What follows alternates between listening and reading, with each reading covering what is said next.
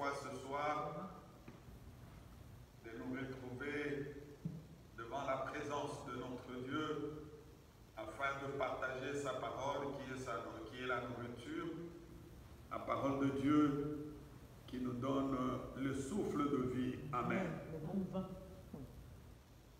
Ce soir, nous continuons avec notre enseignement sur les 10 principes d'un nouveau départ. Nous avons déjà parlé sur 3. Le premier principe, c'est l'obéissance. L'obéissance à Dieu et à sa parole. Lorsque tu marches dans l'obéissance à Dieu et vis-à-vis de la parole, tu pourras effectivement connaître un nouveau départ dans ta vie.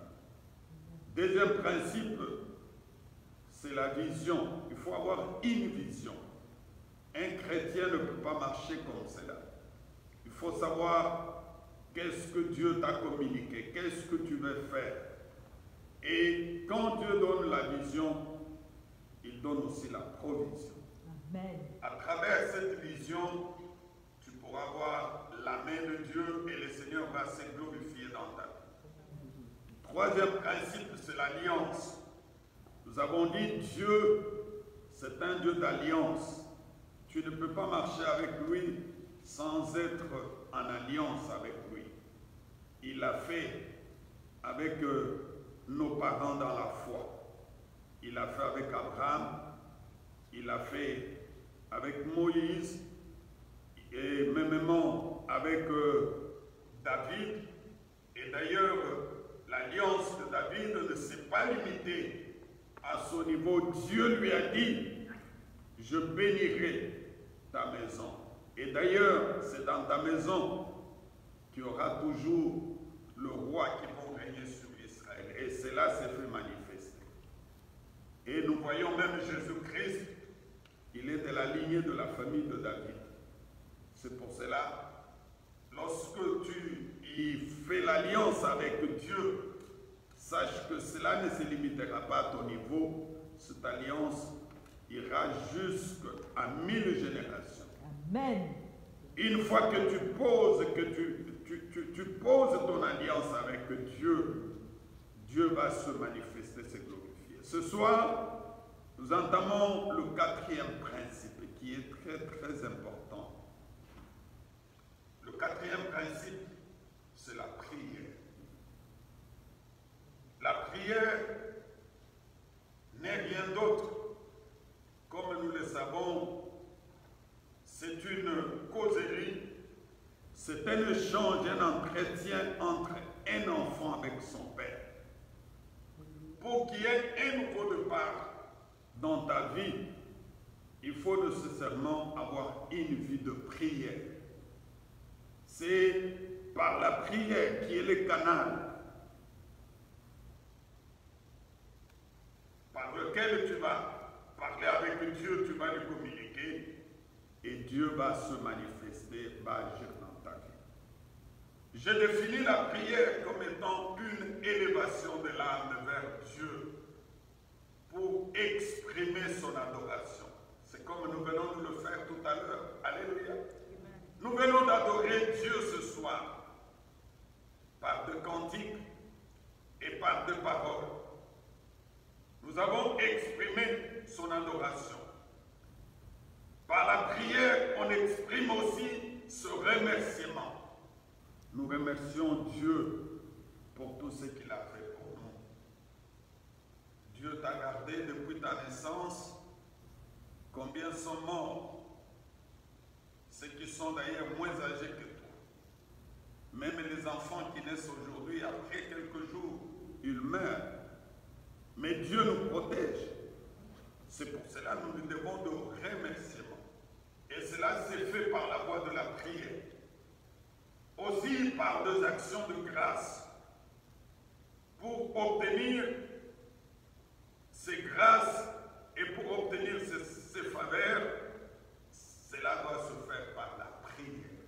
Tu ne peux pas avoir un nouveau départ si tu n'as pas une vie de prière.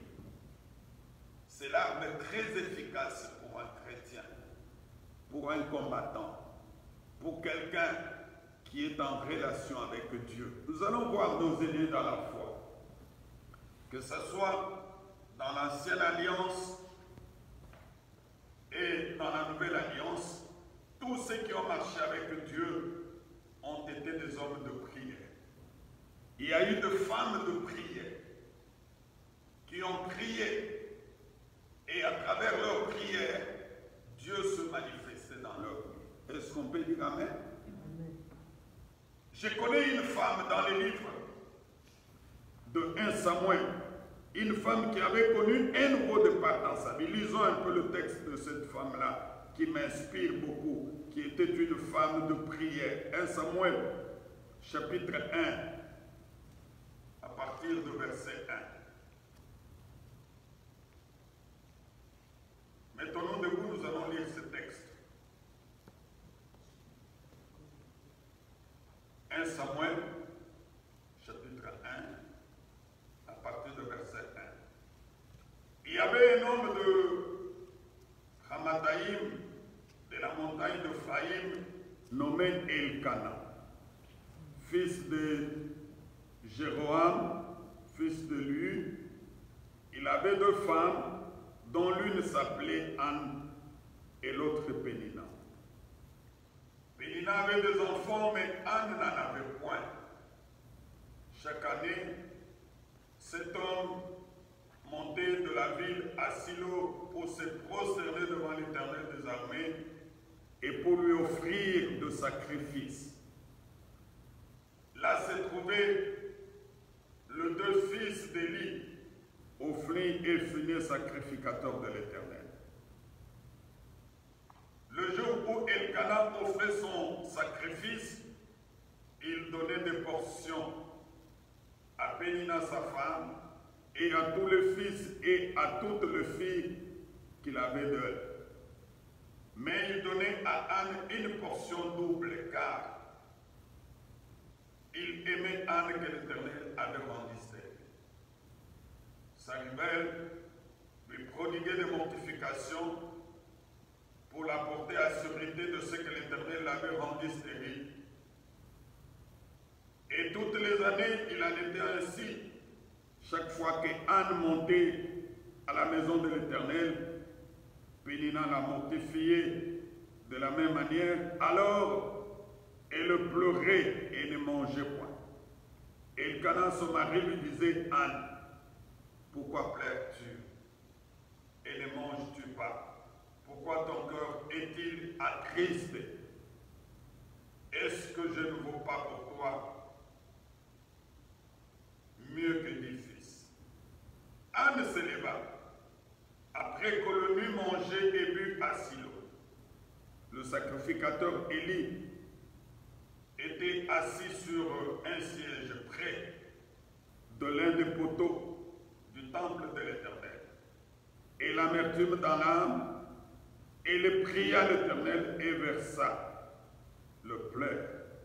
Elle fit un vœu en disant: Éternel des armées, si tu daignes regarder l'affliction de ta servante, si tu te souviens de moi, et n'oublie pas ta servante, si tu donnes à ta servante un enfant mâle, je le consacrerai à l'Éternel pour tout le jour de sa vie, et le rasoir ne passera point sur sa tête. Et comme elle restait longtemps en prière devant l'Éternel, Élie observa sa bouche. Anne parlait dans son cœur et ne faisait que remuer les lèvres, mais n'entendait point sa voix. Élie pensait qu'elle était ivre. Et il lui dit: jusqu'à quand seras-tu dans l'ivresse? Fais passer ton verre. Anne répondit: non, mon Seigneur, je suis une femme qui souffre en son cœur. Et je n'ai bu ni vin ni boisson enivrante. Mais je répondais mon âme devant l'Éternel: ne prends pas ta servante pour une femme pervertie, car c'est l'excès de la douleur et de mon chagrin qui m'a fait parler jusqu'à présent. Élie reprit la parole et dit: va en paix, et que le Dieu d'Israël exauce la prière que tu lui as adressée. ta servante trouve grâce à tes yeux. Et cette femme s'en alla, elle mangea, et son visage ne fut plus le même. Ils se levèrent de bon matin après s'être prosternés devant l'Éternel. Ils s'en retournèrent un revers dans leur maison à Rama. Elkana connut Am, sa femme, et l'Éternel se souvint d'elle. Dans le cours de l'année, Anne devint enceinte et elle enfantant un fils nommant Samuel, car, dit-elle, je l'ai demandé de l'Éternel. Dites Amen. Amen. Nous pouvons nous asseoir. La prière comme quatrième principe pour qu'il y ait un nouveau départ dans ta vie, dans ma vie. Les textes que nous venons de lire nous parlent de l'histoire d'une femme. Une femme qui était stérile. Et cette femme en avait marre. Parce que il y avait sa rivale qui répondait au nom de Péninan, qui avait mis au monde de garçons et de filles, et sa rivale était en train de se moquer d'elle. Elle était en train de la mortifier. Dépassée par la souffrance, elle ne savait pas comment elle pouvait obtenir un nouveau départ dans sa vie. Cette femme avait résolu d'aller dans la maison de l'Éternel. Dites Amen. Amen. Elle est allée dans la maison de l'Éternel, non pas pour dormir, ni faire quoi que ce soit. Elle est allée causer avec Dieu. Elle est allée élever son âme vers Dieu pour exprimer sa douleur, pour exprimer sa souffrance. Elle savait que il n'y a que Dieu seul capable de résoudre son problème. Et la voie la mieux indiquée, c'est la prière. Amen. Et la prière était en mesure de déclencher un nouveau départ dans sa vie. Alléluia. Cette femme arrive dans la maison de Dieu, elle commence à prier, à faire couler des larmes, et curieusement, le sacrificateur Élie aussi était sur place. Lorsque l'homme de Dieu l'a vu, il a cru que cette femme était ivre.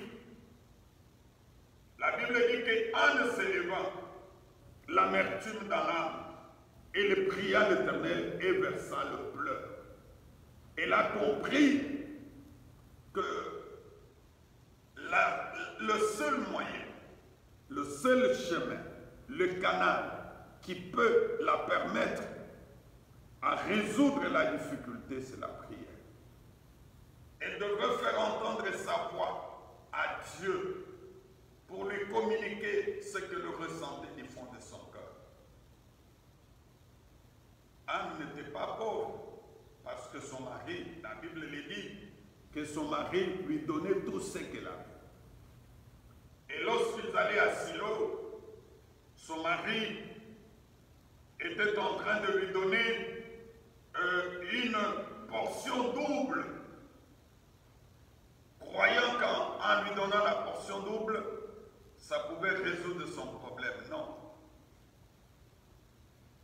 Son mari était incapable de résoudre son problème. Un homme de ce monde ne peut pas résoudre ce problème. Celui qui est capable de résoudre ton problème, c'est seulement Jésus-Christ. Amen. Amen. Pendant qu'elle priait, pendant qu'elle faisait couler les larmes aux yeux, la Bible, elle a fait un vœu à cette femme qui connaissait le secret, qui connaissait qu'à un moment, quand tu pries, tu constates que la solution n'arrive pas, il faut monter les dimensions. Elle a fait ajouter à sa prière un vœu. Elle a dit, si tu me donnais un enfant mâle, un garçon, je le consacrerai toute sa vie à toi. Dieu aime parfois ce genre de prières qui se font accompagner par un vœu. Et quand tu fais le vœu, la Bible dit, ne tarde pas de l'accomplir. Parce que ce genre de prière, Dieu agit toujours. Amen. Est-ce qu'il t'est déjà arrivé de faire un vœu dans ta vie? Si tu l'avais fait et que tu ne l'as jamais accompli, à partir de ce soir, dès qu'on finit le culte, je t'exhorte, mon frère, ma soeur, d'aller accomplir ton vœu. La Bible dit, mieux vaut ne pas faire un vœu que de le faire et ne pas l'accomplir.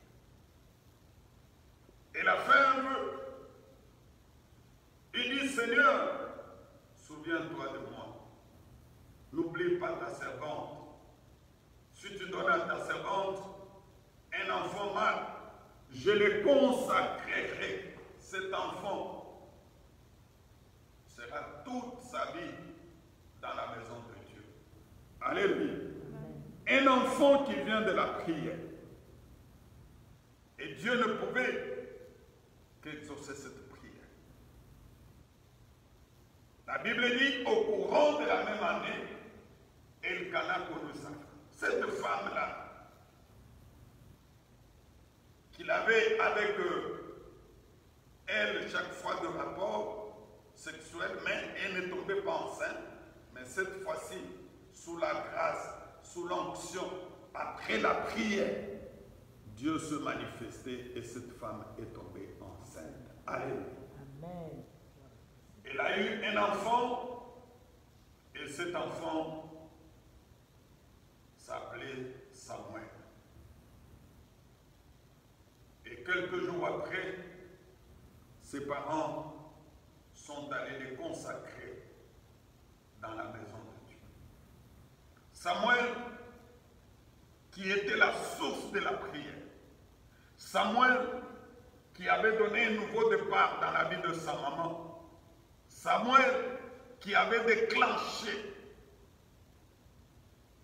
une nouvelle ouverture dans la vie de sa maman. Et cet enfant fut un homme de prière. Samuel fut un homme de prière. Il a passé toute sa vie à prier, plus de 80 ans. Samuel a exercé son ministère en faveur d'Israël. Parce qu'il était le fruit de la prière. En tant que fruit de la prière, il ne pouvait que passer aussi sa vie dans la prière. Il a passé plus de 80 ans. Ça, c'est la Bible, nous allons le voir. Il a exercé son ministère en faveur d'Israël, parcourant le pays pour exhorter, pour ramener et pour raffermir le cœur qui était blessé. Lisons 1 Samuel chapitre 12, on verra cela.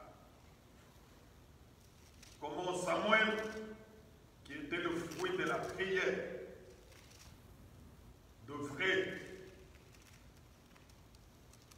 encore une fois, faire l'œuvre de la prière. 1 Samuel chapitre 12, je verrai qu'on commence par le verset 18, on va descendre. Samuel, ça c'est Samuel. Samuel invoquant l'Éternel et l'Éternel envoyant ce même jour du tonnerre et de la pluie. Tout le peuple eut une grande crainte de l'Éternel et de Samuel.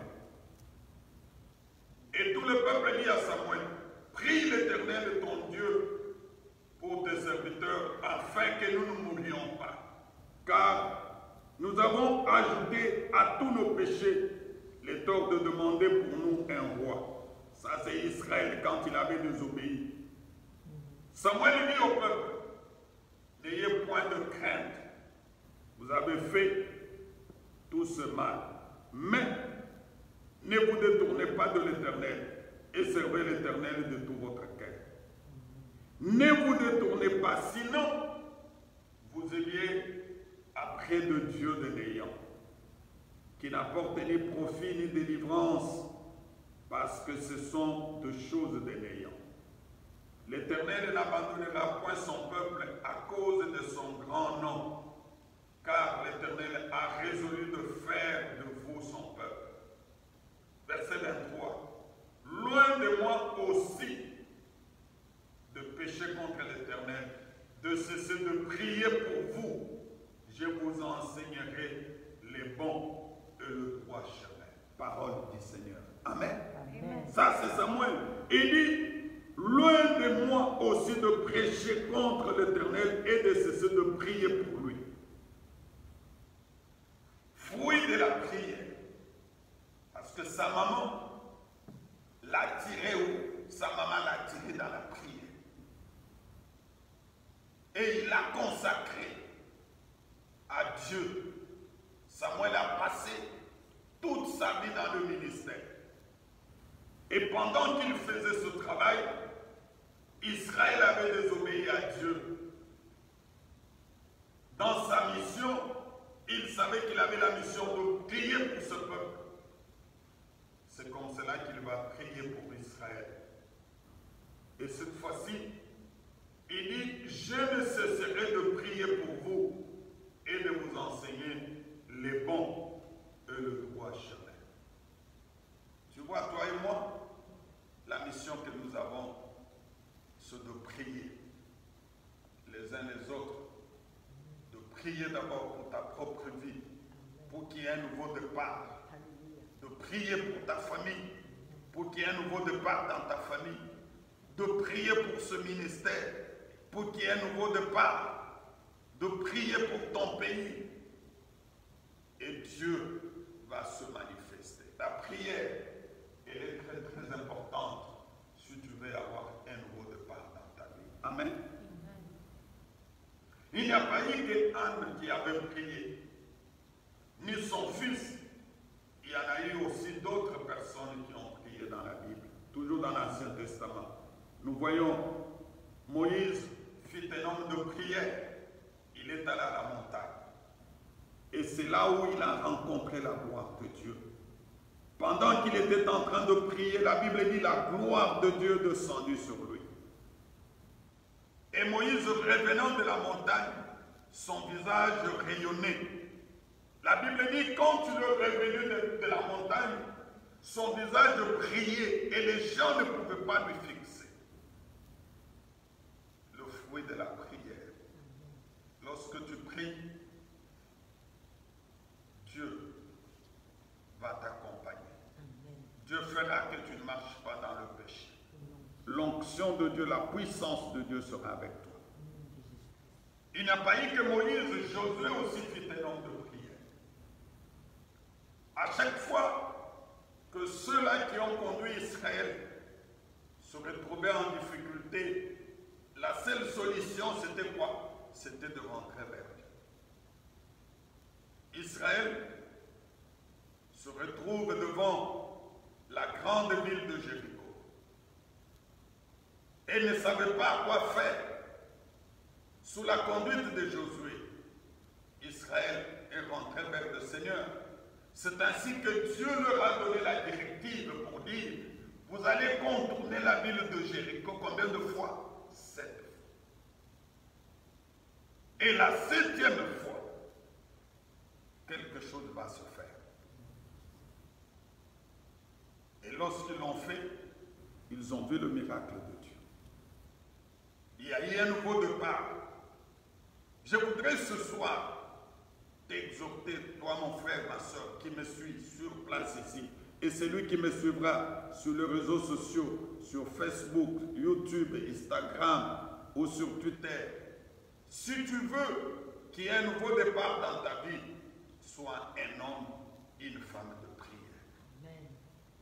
Des grandes femmes dans la Bible qui ont vu la main de Dieu, comme Déborah.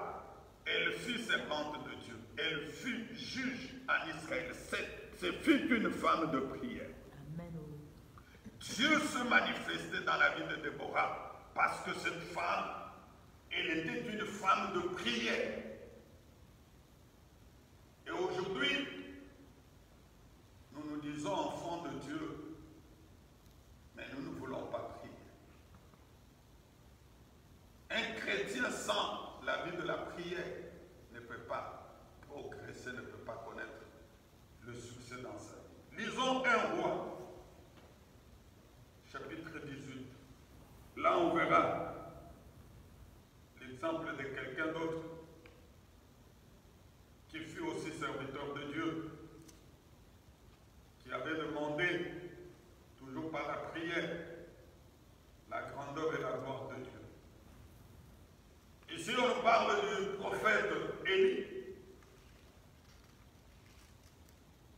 Élie, Chapitre 18, verset. 1 Roi, chapitre 18, à partir de verset 36.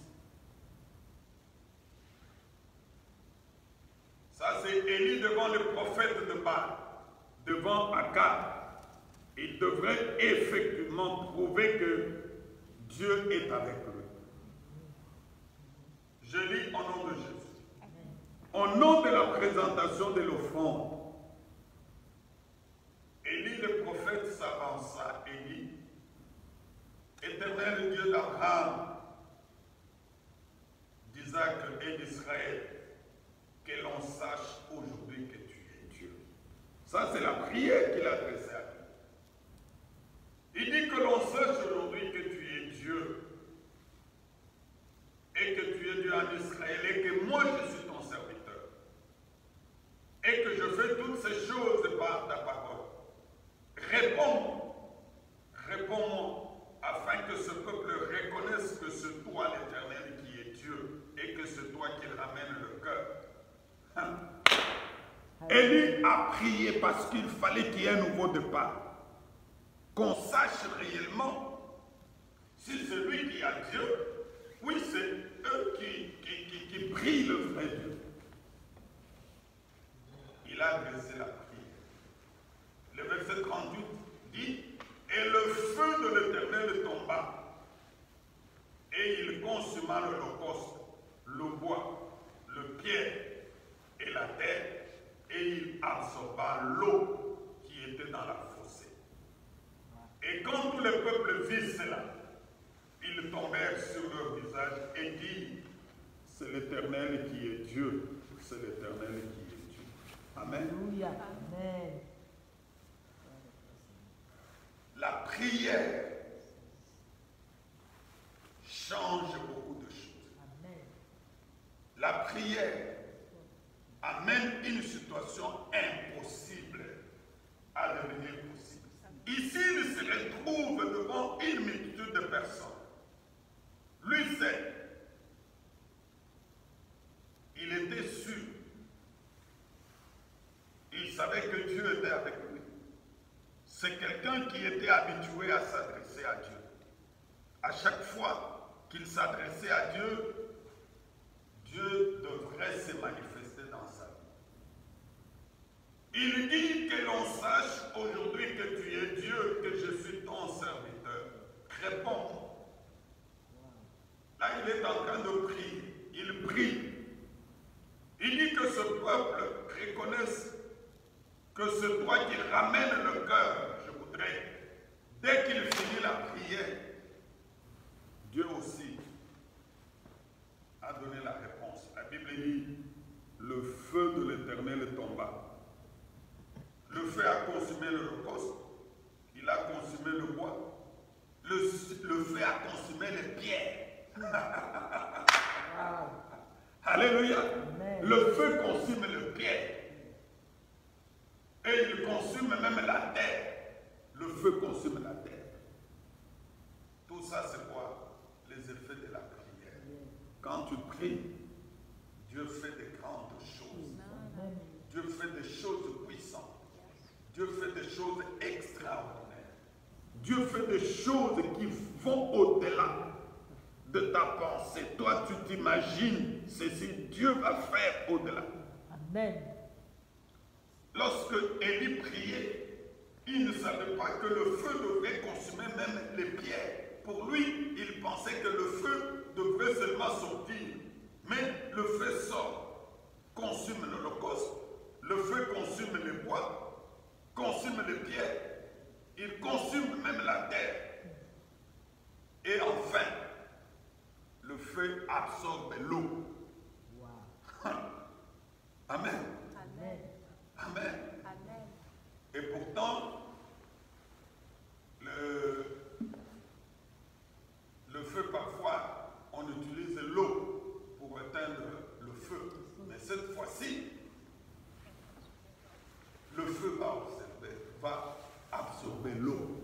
C'est pour prouver la grandeur et la dimension de Dieu. Si nous voulons qu'il y ait un nouveau départ dans nos vies, mes bien-aimés, mes sœurs, mes frères, nous devons être des hommes et des femmes de prière. Amen. David fut un homme de prière. Il a vu la main de Dieu dans sa vie. Amen. Salomon, même un homme de prière. Salomon, quand il a offert à Dieu le sacrifice, Dieu lui dit, demande-moi tout ce que tu veux. Mais comme il avait la sagesse, écoute sa prière. Il dit, Seigneur, je ne vous demande pas la mort de mes ennemis. Il dit, je ne te demande pas la mort de mes ennemis. Il a demandé seulement deux choses, la sagesse et l'intelligence. Il n'a pas demandé l'argent. Si c'est toi et moi, on pouvait dire, Seigneur, je voudrais devenir milliardaire. Comme aujourd'hui, tout le monde a besoin de devenir milliardaire. La Bible dit que cette demande a plu à Dieu. Est-ce que dans nos prières, nous pouvons aussi faire des demandes qui peuvent être agréables à Dieu? Et lorsque nous allons dans le Nouveau Testament, dans la Nouvelle Alliance, en commençant par Jésus lui-même, nous voyons que Jésus lui-même fut un homme de prière. Même avant de commencer son ministère, Jésus était un homme de prière. Luc et Marc chapitre 1, verset 35, écoute ce que la parole de Dieu dit. Ça c'est Jésus. Marc chapitre 1, verset 35. Vers le matin, pendant qu'il faisait encore très sombre, il se leva et sortit pour aller dans un lieu désert où il pria. Jésus commençait sa journée par la prière. Il dit vers le matin, pendant qu'il faisait encore très sombre, pendant que les autres dormaient, les autres étaient en train de ronfler, Jésus se leva. Il alla dans le lieu désert. Il n'a même pas dit non, je peux prier ici où je suis. Non, il est allé dans le lieu désert. Est-ce qu'il nous arrive aussi d'aller dans le lieu désert pour aller prier? Il nous arrive aussi, quand je parle de lieu désert, cela veut dire un endroit favorable qui peut nous permettre de prier, un endroit favorable qui peut nous permettre de chercher la face de Dieu. Est-ce qu'il nous arrive aussi de le faire? Tu commences ta journée par quoi? Par la prière. Ou bien tu commences ta journée par le téléphone. Alléluia. J'ai béni le Seigneur beaucoup pour mon épouse. Souvent, il y a des gens qui appellent pendant que nous on dort. Et quand ces gens l'appellent, madame me dit souvent, avant de répondre, nous devons d'abord prier. Et nous commençons toujours par la prière. Ce n'est qu'après avoir prié qu'on peut prendre le téléphone pour répondre. Il dit, tu peux rencontrer une mauvaise nouvelle qui peut te bouleverser. Je me rappelle, je sais un ami, là, quand on était en Afrique, il y a de cela 7 ou 8 ans, cet ami travaillait quelque part, son téléphone sonne, et quand il a pris le téléphone pour répondre, pendant qu'il parlait au téléphone, qu'il causait au téléphone, le téléphone est tombé, quelques minutes après, lui aussi est tombé.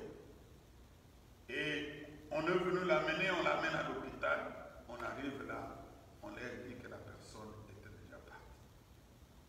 Tu comprends que si tu prépares ta journée par la prière, parfois des mauvaises nouvelles comme celle-là ne peuvent pas t'arriver. Même s'il y a une mauvaise nouvelle, le Seigneur te donnera la puissance de détruire, de résister sur cette mauvaise nouvelle. Un nouveau départ ne peut déclencher que dans la vie de quelqu'un qui prie. Les disciples de Jésus-Christ étaient des hommes de prière. La Bible dit, pendant qu'ils étaient renfermés dans la maison en train de prier, le Saint-Esprit est descendu sur eux. Mais s'ils étaient dans la distraction, le Saint-Esprit ne pouvait pas descendre.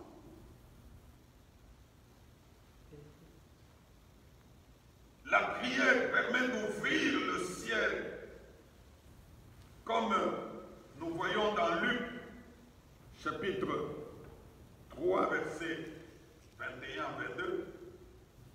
Luc, chapitre 3, verset 21-22. Écoute, la parole de Dieu, tout le peuple se faisait baptiser. Ici, c'est du temps de Jésus. Jésus fut aussi baptisé. Et pendant qu'il priait, le ciel s'ouvrit. Alléluia. Amen. Pendant qu'il priait, le ciel s'ouvrit.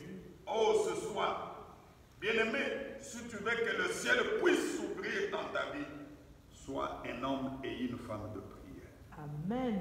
Pendant qu'il priait, ce n'est pas moi qui l'ai dit, c'est la parole de Dieu. Luc 3, verset 21. Le ciel s'ouvrit. Nous voulons ce soir que le ciel puisse s'ouvrir. Amen. Quand le ciel s'ouvre, automatiquement, il y a un nouveau départ. Quand le ciel s'ouvre, il y a de nouvelles choses qui se réalisent, qui s'accomplissent dans le monde. Jésus pouvait ne pas prier, mais s'il faisait ces choses, c'est pour nous donner l'exemple. Pendant qu'il priait, le ciel s'ouvrit. Ce soir, nous allons prier pour que le ciel s'ouvre. Nous allons prier pour qu'il y ait un nouveau départ. Le ciel qui était fermé depuis longtemps dans ta vie doit s'ouvrir. Mettons-nous debout. Nous allons prier. Nous allons dire, Seigneur, ce soir, je veux que le ciel s'ouvre dans ma vie. Le ciel est fermé dans quelle dimension? Quand tu es malade, le ciel est fermé. Quand tu n'as pas de travail, le ciel est fermé. Quand tu es stressé, des soucis, des inquiétudes tout le temps, le ciel est fermé. Il faut que le ciel puisse s'ouvrir ce soir. Prions tous ensemble. Prie, bien-aimé. Oui, Seigneur, tu es le Dieu.